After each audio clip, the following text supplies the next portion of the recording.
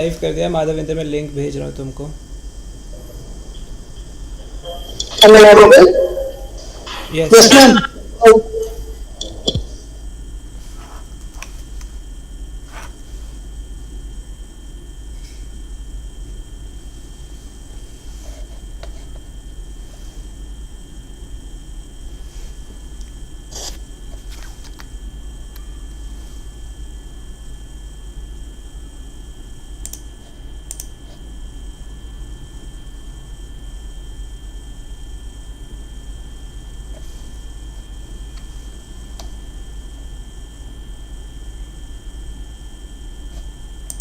नित्या एक बार कुछ बोलना, माधवेंद्र तुम भी।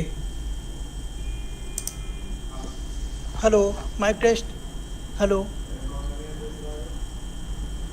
हेलो। ठीक है ठीक है। ओके।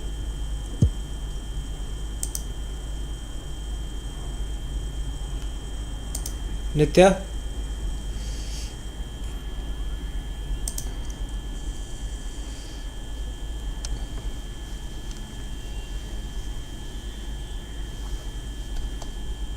माधवेंद्र किसी चीज़ का शोर आ रहा है वहाँ पे, कुछ चल रहा है क्या? ऑल ओवर हो गया सर। मैं अब कुछ नहीं होगा डिस्टरबेंस। नहीं नहीं, आवाज़ आ रही है किसी चीज़ की, जैसे मशीन टाइप नहीं होता।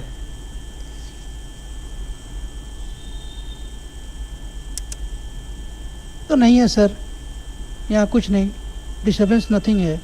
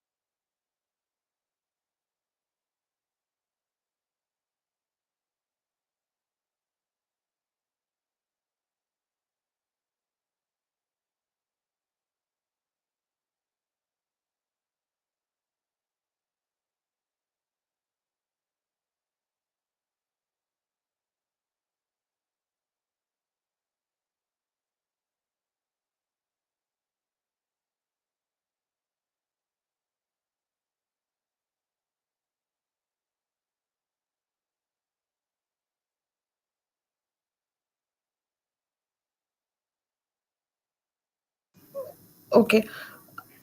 Ma'am, am I audible? Ma'am का माइक नहीं आ रहा। एक second, I think my audio system. हाँ ma'am, can you just say something in the mic once please? Hello, am I Yeah, audible? yeah, yes ma'am. Okay. Should I start? No ma'am, not right now. Just setting up. Yeah.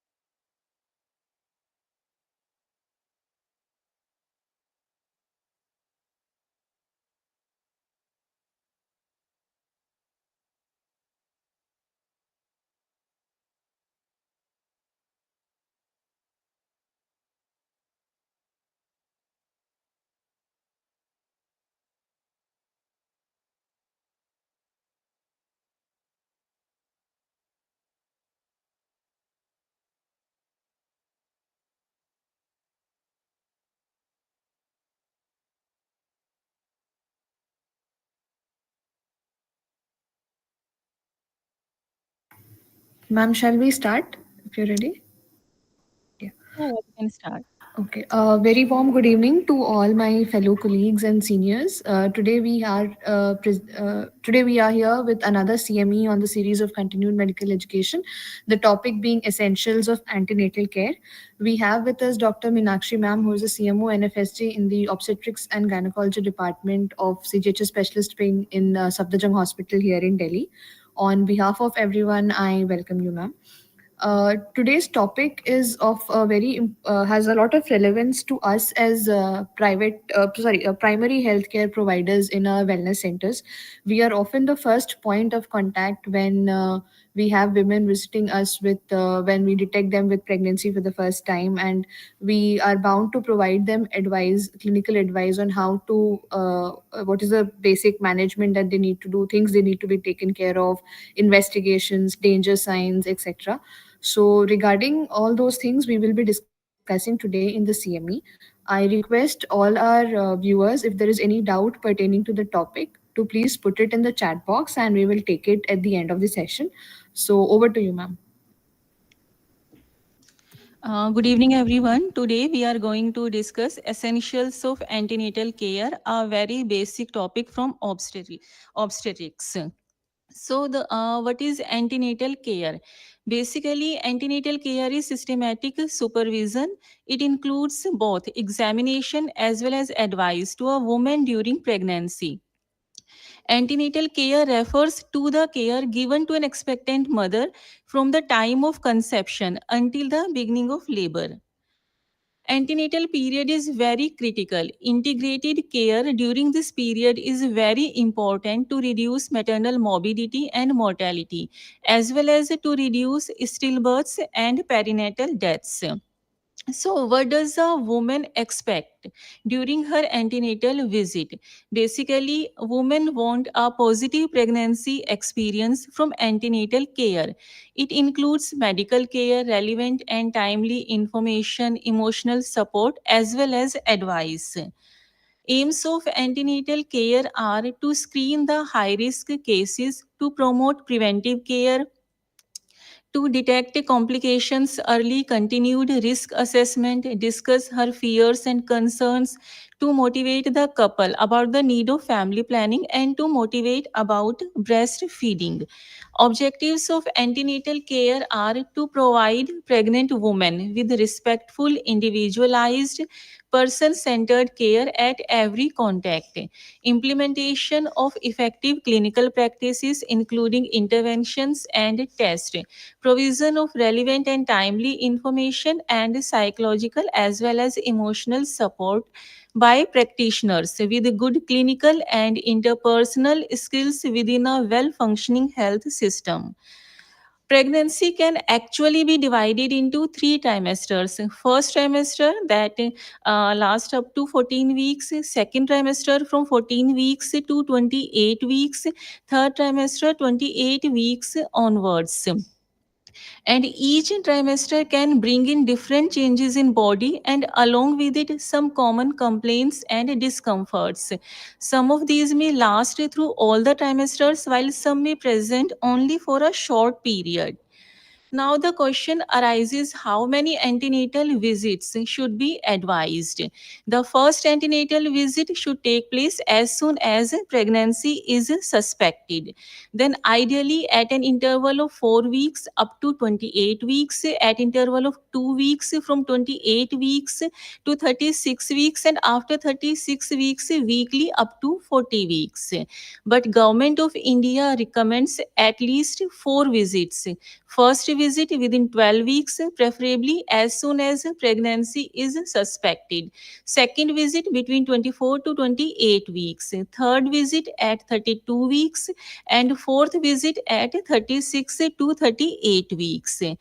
World Health Organization WHO recommends at least 8 visits. First within 12 weeks, second at 20 weeks, and then at 26 weeks, 30 weeks, 34 weeks, 36 weeks, 38 weeks, 40 weeks. 8 or more contacts for antenatal care can reduce perinatal deaths by up to 8 per thousand births when compared to 4 visits. More frequent visits may be required if there are abnormalities or complications or if danger signs arise during pregnancy.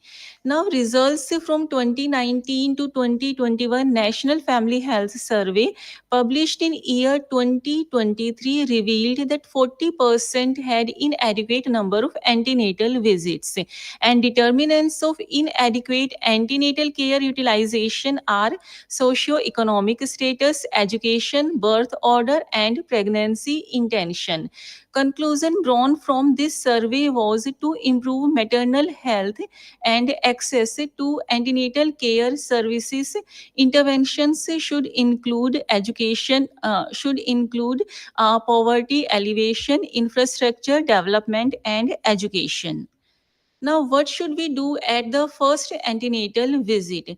Basically, at first antenatal visit, obtain baseline information, that is her period of amenorrhea, then assess her period of gestation, then her complaints with duration like nausea and vomiting, increased frequency of micturition, constipation, heaviness of breast, rise of temperature, pain in abdomen, backache, vaginal bleeding. Then take her obstetric history like gravida, parity, number of live births, mode of deliveries, vaginal or cesarean, any antenatal, intrapartum or postnatal complication, number of abortions. Then her menstrual history, her last menstrual period, expected date of delivery, whether her cycles are regular or not. Then take her surgical history, medical history, including hypertension, diabetes mellitus, epilepsy, tuberculosis, thyroid disorder. Then her family history, hypertension, diabetes mellitus, or any multiple pregnancy or history of any familial inherited disorders. Then thereafter assess the health status of the mother, take her blood pressure, her weight, pulse rate, respiratory rate, and then abdominal examination, local examination, including per speculum examination or per vaginal examination if needed. Now, investigations at first antenatal visit include blood group RH, complete blood count, urine routine microscopy, urine culture sensitivity, universal screening for gestational diabetes mellitus, universal screening for hypothyroidism, then universal screening for HIV, syphilis, hepatitis B, and hepatitis C. These are WHO 2016 recommendations. Full blood count is the recommended method for diagnosing anemia in pregnancy. In settings where full blood count testing is not available, hemoglobin testing is recommended for diagnosing anemia in pregnancy. Midstream urine culture is the recommended method for diagnosing asymptomatic bacteriuria in pregnancy. In settings where urine culture is not available, on-site midstream urine gram staining is recommended over the use of dipstick test as the method of diagnosing asymptomatic bacteriuria in pregnancy. Hyperglycemia first detected at any time during pregnancy should be classified as either gestational diabetes mellitus in pregnancy according to WHO criteria. Government of India recommends screening for gestational diabetes mellitus at first antenatal visit by DIPSI method. Um, in this 75 gram of glucose dissolved in 300 ml of water to be ingested within 5 minutes. If vomiting occurs within 30 minutes, then abandon the test and do test the very next day. However, if vomiting occurs after 30 minutes, then continue with the test and measure blood glucose level after 2 hours. If it is less than 140 milligram percent, then repeat the test between 24 to 28 weeks. However, if it is 140 milligram percent or more, then label it as GDM and manage it according to Government of India guidelines. All pregnant women should be asked about their tobacco use, past and present, and exposure to smoke as early as possible in the pregnancy, as tobacco use, smoking associated with abortions, preterm births, fetal growth restriction. All pregnant women should be asked about their use of alcohol and other substances as early as possible in pregnancy. Now, there are certain special tests that should be offered to all pregnant women. These include aneuploidy screening or diagnostic testing, screening for thalassemia, sickle cell anemia, and antibodies for rubella immunity. All pregnant women should be offered screening or diagnostic testing for aneuploidy.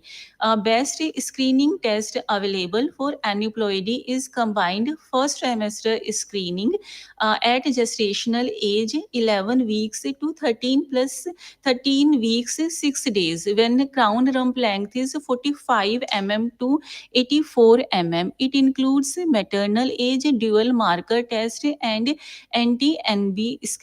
Detection rate is 85% at a false positive rate of 5%.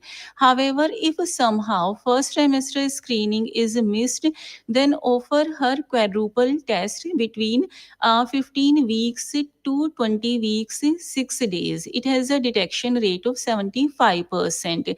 Triple test is no longer recommended because it has a very less detection rate, that is 69%.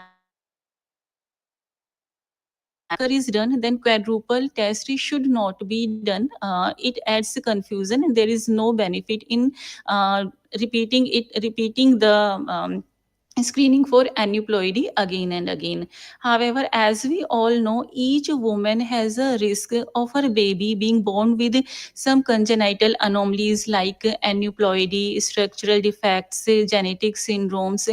So it's her choice whether she wants screening or she directly wants to undergo diagnostic testing. If she wants diagnostic testing, then we can offer her amniocentesis or chorionic villus sampling.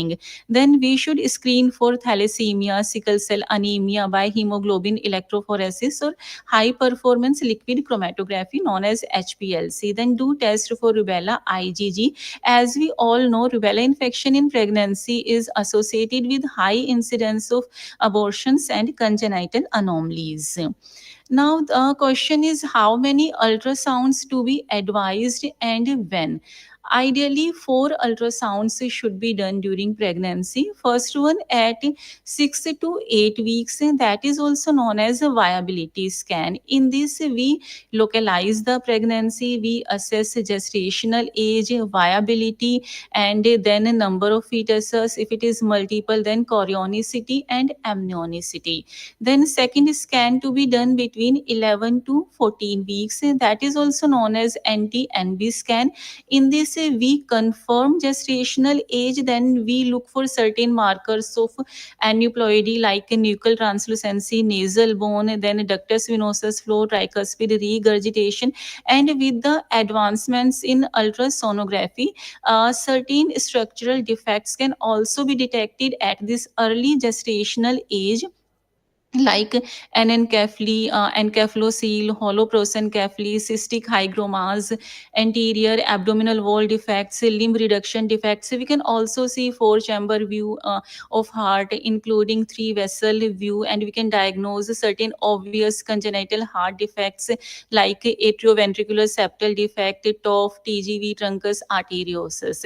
Then third is anomaly scan, that is also known as level 2 scan, but the term level 2 scan is no longer recommended. Better to use is TIFA, that is targeted imaging for fetal anomalies, TIFFA, that is done between 18 to 22 weeks. And last but not least, 32 to 36 weeks, that is a growth scan. In this, we do fetal biometry.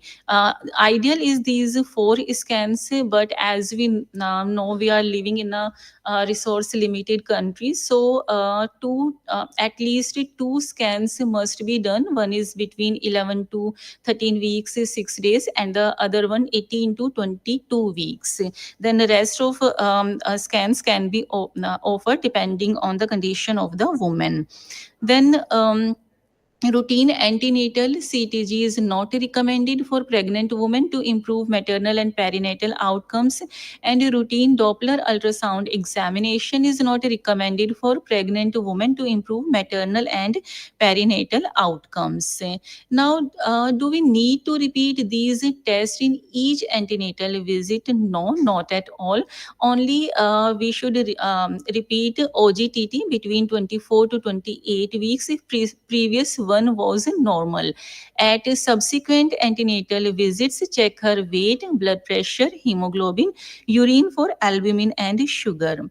Now, objectives of subsequent visits are to assess fetal well-being, to assess maternal health, to look for anemia, hypertension, diabetes mellitus, urinary tract infection, do general examination and abdominal examination, and give her antenatal advice on diet, immunization, rest and sleep, personal cleanliness, clothing, shoes and belt, dental care, care of breast, coitus, traveling, smoking and alcohol, and drugs.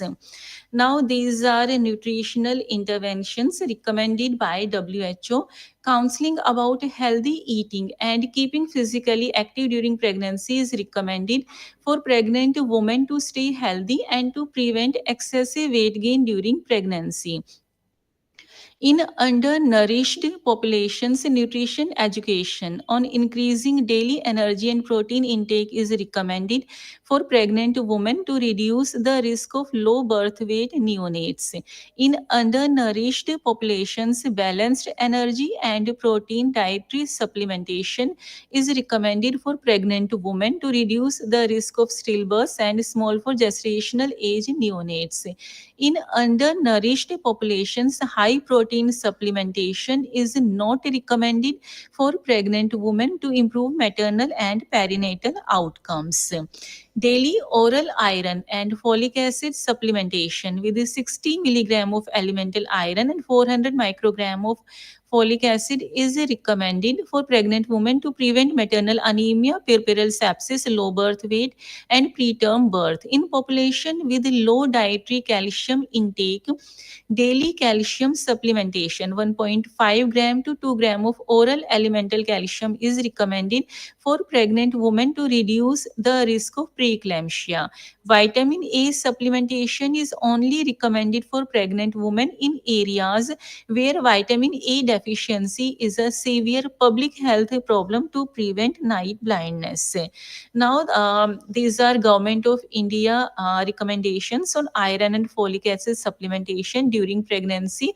Daily one iron and folic acid tablet starting from the fourth month of pregnancy, that is second trimester, and it should be continued throughout pregnancy to be given minimum of 180 days. And each tablet contains 60 milligram of elemental iron and 500 microgram of folic acid. During lactation, same daily one iron and folic acid tablet and to be continued for 180 days postpartum, sugar coated red color. Now, zinc supplementation for pregnant women is only recommended in the context of rigorous research.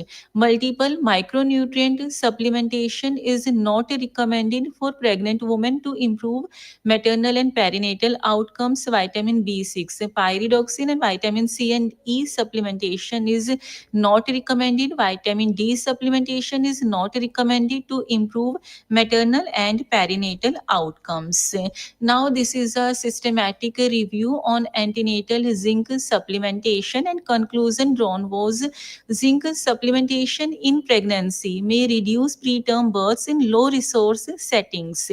There is no harm but uncertain benefits of zinc supplementation in pregnancy, so it is recommended only in the context of research. And same was WHO recommendation. Zinc supplementation for pregnant women is only recommended in the context of rigorous research. Now, for pregnant women with high daily caffeine intake, more than 300 milligram per day, lowering daily caffeine intake during pregnancy is recommended to reduce the risk of pregnancy loss and low birth weight neonates. Now, this is the daily dietary allowance of a woman in second half of pregnancy. Now, extra 300 kilocalories per day in the second half of pregnancy. Then protein intake should be increased from 1 gram per kilogram per day to 1.5 gram per kilogram per day. Iron from 30 to 40 milligram, calcium from 500 milligram to 1 gram, and vitamin A from 5000 international unit to 6000 international unit, folic acid 400 microgram, and vitamin B12 3 microgram. Now, vaccination. As we all know, maternal immunization protects both the mother and fetus from the morbidity of certain infections. It can also provide the infant passive protection against vaccine preventable infections acquired after birth. Vaccination during pregnancy is warranted when the risk of exposure is high and the infection poses risk to the mother and fetus, and the vaccine is unlikely to cause harm. There are certain principles for immunization in pregnancy. Pregnancy should be ruled out prior to immunization in women of childbearing age, and at first antenatal visit take her immunization history. Live viral vaccines are contraindicated, though the risk is largely theoretical. Pregnant women who have inadvertently received live vaccines should not undergo termination for teratogenic risk.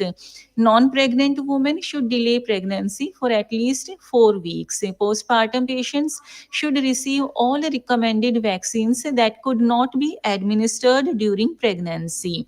Now, the ideal time of vaccination is third trimester. Maternal IgG levels reach their peak about 4 weeks after immunization. The influenza vaccine is given for maternal and infant protection. It should be provided seasonally to all pregnant patients regardless of gestational age. Now, then we should advise 2 doses of tetanus and diphtheria toxoid, first at first antenatal visit and the second one at an interval of 4 to 6 weeks. However, if the woman has a child less than 3 years old and she had received 2 doses of tetanus and diphtheria toxoid in her previous pregnancy, then offer her a booster dose of tetanus and diphtheria toxoid between 27 to 34 weeks of pregnancy. Influenza vaccine, as we all know, are of two types: live vaccine and inactivated vaccine. Live vaccines are contraindicated in pregnancy, so inactivated influenza vaccine can be advised either trivalent or tetravalent, 1 dose at any gestational age, preferably between 27 to 36 weeks during the season of flu. Now, Ministry of Health and Family Welfare approved vaccination of pregnant women against COVID-19 infection on 2nd July 21. Protection antibodies are found in umbilical cord blood and breast milk, which shows protection to the neonate. 2 doses given intramuscularly in deltoid muscle at an interval of 4 to 8 weeks any time in pregnancy. However, it is better to delay in first trimester. Now, rest and sleep. 8 hours sleep at night and at least 2 hours sleep after midday meal if possible. Then hard strenuous work should be avoided in first trimester and last 4 weeks. Now, regular bowel movement may be facilitated by regulation of diet, taking plenty of fluids, vegetables, and milk. Coitus should be avoided in first trimester, last 6 weeks, and if there is a history of abortions and preterm labor. The woman should take bath daily but be careful against sleeping in bathroom due to imbalance. Regular washing for genital area, axilla and breast due to increased discharge and sweating. Now, women should wear loose comfortable garments. High heels should be avoided, particularly in advanced pregnancy when the center of balance alters. The dentist should be consulted at the earliest if necessary so as to facilitate extraction or filling of caries tooth if required in the second trimester. The best time for such a procedure. If the nipples are normal, nothing is to be done. If the nipples are retracted, correction is to be done in the later months by manipulation. Now, traveling should be avoided in first trimester and last 6 weeks. Air traveling is contraindicated in placenta previa, preeclampsia, and severe anemia. Smoking and alcohol may cause abortion, preterm labor, and fetal growth restriction. Most of the drugs cross the placenta to reach the fetus, so while prescribing any drug, physician should keep it in mind. Exercises should be simple. Walking is ideal, but a long period of walking should be avoided. Lifting of heavy weights should be avoided. Avoid long period of standing because it predisposes to varicose veins. Avoid sitting cross-legged because it will impede circulation. Now, FDA recommended pregnancy risk categories A, B, C, D, and X no longer recommended. Now we use a new risk category, and in this, we advise pregnant women about the risk summary, I mean risk associated with that particular drug and the data available to support these facts, as well as we took into account clinical considerations. However, the new labeling system allows better patient specific counseling and informed decision making for pregnant women seeking medication therapies. But the new labeling improves the old format, but at the same time, it still does not provide a definitive yes or no answer in most cases. So, clinical interpretation is still required on a case by case basis. Now, common symptoms in pregnancy. First is and most common nausea and vomiting. Its pathogenesis not exactly clear. More common in first pregnancy, first trimester. It may be due to HCG. Psychological component may be there, and treatment includes dietary changes. Advise the woman to avoid fatty foods and avoid to take liquid in empty stomach, then move limbs for a few minutes before getting out of bed, and take a biscuit before rising from the bed. If the symptoms not get relieved by these dietary and life modifications, then we can advise her vitamin B6 and oxalamine tabs, and if still symptoms persist, then we can give metoclopramide and ondansetron. Now, heartburn, advise on diet and lifestyle modifications. Antacids preparation can be offered to women with troublesome symptoms that are not relieved by lifestyle modification. Now, backache, very common in pregnancy, and it may be due to relaxation of pelvic joints, excessive lordosis, faulty posture, calcium or vitamin D deficiency. Advise the woman to take a rest and apply local analgesics. And still, if backache persists, then we can give calcium and vitamin D.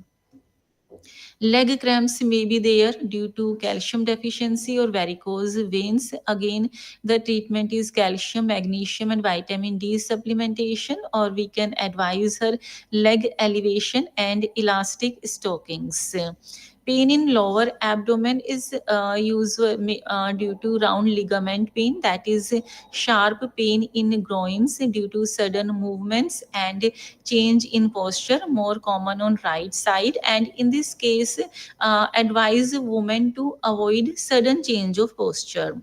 Then there may be constipation due to atonicity of the gut because of progesterone and diminished physical activity, or it may be due to pressure of the gravid uterus on colon. In this case, advise women to take plenty of fluids, fruits, and vegetables and milk. If still constipation persists, then mild laxative can be given at bedtime. Now, there may be varicose veins in the legs, vulva, or rectum that may appear for the first time or may aggravate during pregnancy, and this is due to obstruction in the venous return. For leg varicosities, elastic stockings can be used during movement, and we can advise the woman to elevate her limbs during rest. However, if there are varicosities around vulva, rectum, then better to use specific therapy. Now, ankle edema may be there. In most of the cases, it is physiological due to pressure by the gravid uterus on inferior vena cava, and it is usually ankle edema. And the treatment is just ask the woman to elevate her limbs during rest. Now, health system interventions to improve the utilization and quality of antenatal care. It is recommended that each woman carries her own case notes during pregnancy to improve continuity, quality of care, and her pregnancy experience. And nowadays, instead of using the term antenatal visit, better to use the term antenatal contact, because it is not only visit, it includes one-to-one contact, taking her history, examination, advising her test, then providing psychological as well as emotional support, and giving her advice during her antenatal period. Antenatal care models with a minimum of 8 contacts are recommended to reduce perinatal mortality and improve women's experience of care. So, take home message: first, antenatal visit as soon as pregnancy is suspected, screen high risk cases, detect high risk factors at the earliest, give her proper advice, provide her emotional support, and at least 3 years gap should be maintained between two pregnancies using family planning methods that are available free of cost at any public health facility. Thank you.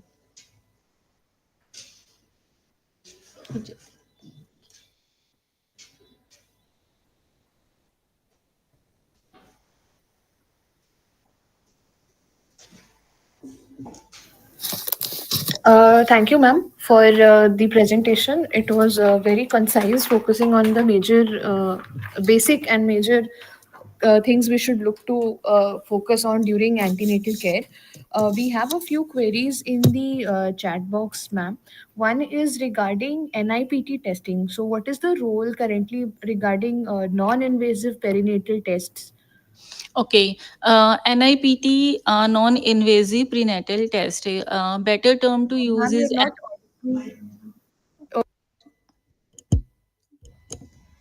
NIPT, non-invasive prenatal test. A better term to use is NIPS, as it is not a diagnostic test. It is only for screening. It has better sensitivity as compared to dual marker test or quadruple test, but the main issue is cost. It is very expensive. So we use it as a secondary screening test. Whenever there is a high risk in dual marker or quadruple, then we advise NIPS, not directly. However, in the present era of fetal medicine, we are expecting that the cost may come down very soon. Then we can use it in place of dual marker or quadruple. But at present, best screening test available is combined first trimester screening. Thereafter, we can advise her NIPS. Okay, thank you, ma'am. Ma'am, regarding women who already are suffering from hypertension or are a known case of chronic hypertension, how do we diagnose or detect preeclampsia in such patients? Because hypertension is they're already having high BP. So, if a woman has pre-existing hypertension or hypertension before 20 weeks of pregnancy, means chronic hypertension, then to diagnose superimposed preeclampsia after 20 weeks, there is a sudden increase in blood pressure. I mean, we can differentiate between blood pressure before 20 weeks and after 20 weeks. There is sudden increase, and if before 20 weeks there is no protein urea, then after 20 weeks protein urea may develop. Or if before 20 weeks protein urea is there, then there is increase in protein urea after 20 weeks. Okay, thank you, ma'am. Ma'am, we during the presentation we had spoken about the role of influenza vaccine in pregnancy, but Yes. currently our UIP does not recommend. Yes, government of India still does not recommend it, but it's better to give influenza vaccine. And there are so many antenatal women who came and asked herself, "Ki, please advise her influenza vaccine." So if they are asking, then we can advise her. Though government of India still does not recommend it. Okay, ma'am, we also have queries regarding the marker test that we use to detect high risk cases. Can you throw some light on tests such as PAPP and other markers Yeah, which are there are like for preeclampsia, as I have said, we used to.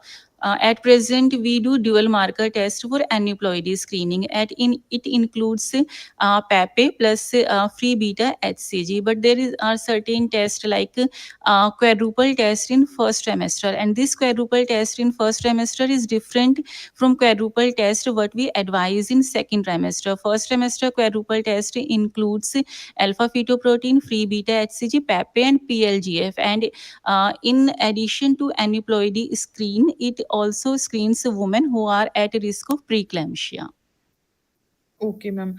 Ma'am, coming to gestational diabetes, what are the current cutoff as per the latest guidelines for diagnosing? I mean, 140 blood milli 140 milligram percent. 140, ma'am. So that is in the OGT.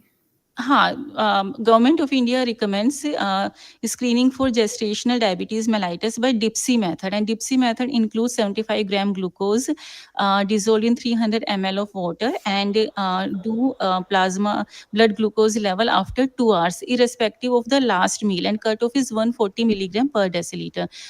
Most of the guidelines like WHO, NICE, ACOG, they recommend 75 gram glucose and measure blood glucose level fasting 1 hour and 2 hours. But we used to follow DIPSI guidelines, and in that cutoff is 140 milligram percent. Okay, thank you, ma'am. In our practice, we come across a lot of women who are hypothyroid or hyperthyroid, and they are planning pregnancy or have been detected. I mean, they come to us when they're pregnant. Is there anything particular we need to focus on with respect to their dosage of the medicine that they're taking? If a woman has hypothyroidism before pregnancy, so basic rule is as soon as the UPT is positive, then increase her tablets from 7 to 9. Like if she is taking 25 microgram of thyroxine daily, then tell her to take 2 tabs on Saturday and Sunday, and follow her with TSH levels. We have to keep TSH level in the lower half. Like if it is 1 to 4, then we have to keep TSH level between zero point 0.5 to 2 towards the lower side. Okay, ma'am. Ma'am, and also regarding beta HCG, which is generally used to detect pregnancy, at what are the cutoffs that we follow when we have to suspect ectopic pregnancy or, go for a retest? TVS actually cutoff for beta HCG. There is no exact. Each guideline recommends its on beta HCG level, but what we used to follow is 3100 for TVS and 6500 for TAS. Okay. Ma'am, I think that finishes the queries that have come in the chat box pertaining to today's CME. So I thank everyone for their active participation in the comment box, and I thank ma'am on behalf of everyone for this presentation. Thank you, ma'am, and thank you, everyone. We meet next month with another CME. Till then, take care. Thank you. Okay, thank you.